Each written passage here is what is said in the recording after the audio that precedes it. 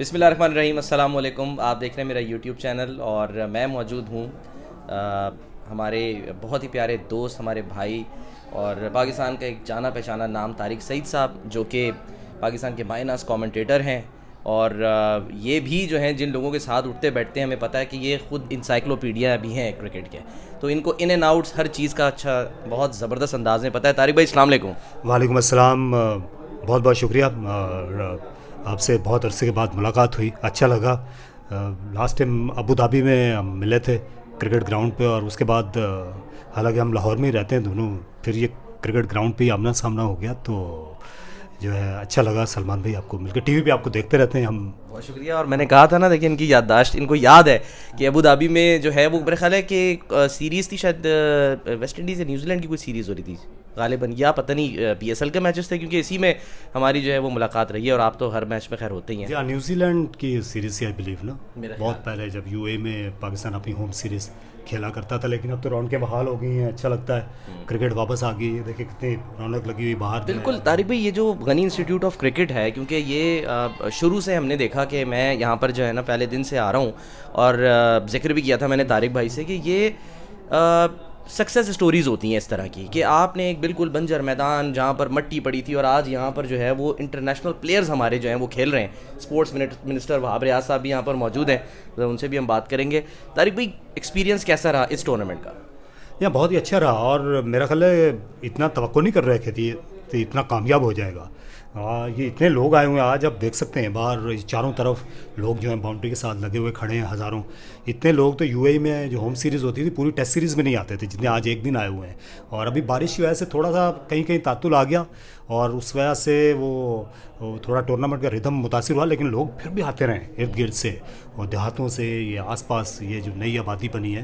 तो क्रिकेट जो है लाहौर में वो मिंटो पार्क से शुरू हुई थी, एचएसएन कॉलेज और बाग जिना, वहाँ से होती हुई अब जो है वो आ गई लाहौर के बाहर, रिंग रोड के बाहर भी निकल आई है ना, अब बाहर आउटस्कर्ट्स में जा रही है। आप आउटस्कर्ट्स की बात कर रहे हैं, हम आउट ऑफ कंट्री की बात करते हैं। तारिक भाई, कई आपने ऐसे स्टेडियम्स या ग्राउंड्स देखे हैं जहाँ पर आपने कमेंट्री भी की है जाके, जहाँ पर एक पवेलियन बना होता है, उसके अलावा सारा ग्रासी ग्राउंड होता है, इवन तमाशाइयों के बैठने के लिए भी बड़ी कम यानी कि जगह होती है। और वहाँ पर हमने देखा कि वर्ल्ड कप जैसे बड़े टूर्नामेंट इवेंट्स के जो मैचेस हो रहे होते हैं, तो फिर क्या मुस्तकबिल में हम कराची में या लाहौर में जो इस तरह के जो ग्राउंड्स बने हैं, उनमें हम देख सकते हैं कि अगर कभी इंशाल्लाह एशिया कप वर्ल्ड कप हो तो इस तरह के ग्राउंड्स के अंदर जो है वो उसमें मैचेस हों? साइड मैचेस तो बिल्कुल हो सकते हैं, और होने भी चाहिए, क्योंकि क्रिकेट आपको मुख्तलिफ जगहों पे ही खेलनी चाहिए, डिफरेंट इन्वायरमेंट का ये खेल है। और लेकिन अच्छा है कि जितने नए नए वेन्यूज़ आएंगे वहाँ पर, नया नाज़माबाद में, कराची में काफ़ी एक्टिविटी है इन दिनों, वो स्टेडियम जो है दिन ब दिन उसको डेवलप कर रहे हैं, तो मुमकिन है कि वहाँ किसी दिन टेस्ट क्रिकेट भी हो जाए। लेकिन लोकल क्रिकेट के लिए और रमज़ान के टूर्नामेंट्स के लिए मेरे ख्याल है इससे अच्छी जगह हो नहीं सकती। ये जो हम यहाँ गनी इंस्टीट्यूट का देख रहे हैं डीएचए में। बिल्कुल। अच्छा, तारिक भाई की एक बड़ी खासियत है, क्योंकि उनका जो अंदाज़ है ना वो सबको पसंद है। मुझे ख़ास तौर पर एक तो इनका अंदाज़ पसंद है, और इनका अंदाज़ जिनसे हल्का, बल्कि ये कहना चाहिए ज़्यादा मिलता था, बहुत ज़्यादा। उनको आपने भी सुना है, हमने भी सुना है, मैं तो बहुत उनसे इंस्पायर हूँ। वो हसन जलील साहब हैं, और हसन जलील साहब के बाद अगर किसी की जो एक रमा कमेंट्री है, जिसे हम कहते हैं रमा कमेंट्री, ये एक टर्म यूज़ होती है, अगर पसंद है तो वो तारिक भाई की है। तारिक भाई, इंस्पिरेशन रही हसन जलील साहब की आपकी कौन, मतलब आपके कोई फेवरेट यानी कि कमेंटेटर कौन रहे?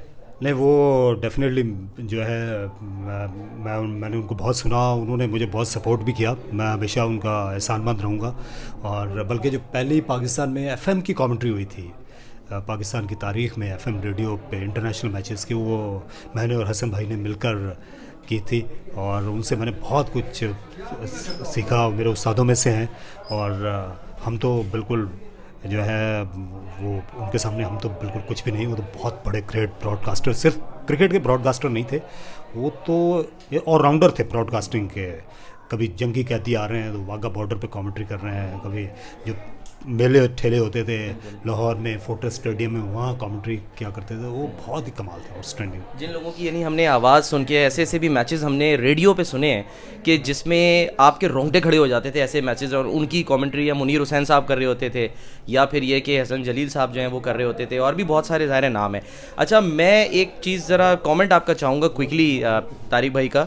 तारिक भाई, ये जो द 100 के अंदर बाबर आजम की शमूलियत नहीं हुई, उस पर जेम्स एंडरसन को तो ज़ाहिर परेशानी हुई है उनको, लेकिन ये वजह क्या बनी आपके ख्याल में कि क्यों उनको शामिल नहीं किया गया? मेरा ख्याल है कि इससे बाबर आजम को तो कोई नुकसान नहीं होगा, ये तो नुकसान दी 100 का ही है। तो बाबर आजम तो अब उस मकाम पे आ चुके हैं कि वो जो कहते हैं ना सितारों से आगे अब वो उस जहां की तरफ जा रहे हैं। तो बाबर आजम अगर 100 नहीं खेलेंगे तो मेरा ख्याल है उनके रुतबे पे कोई फ़र्क नहीं पड़ेगा, और वो ग्रेट हैं। और ये 100 वाले जो हैं उनकी अपनी पजीराई उस टूर्नामेंट की ज़्यादा बढ़ जाती बाबर आजम के जाने से, जिस वजह से भी उन्होंने नहीं लिया। लेकिन ये है कि हमें फ़ख्र है बाबर आजम पे।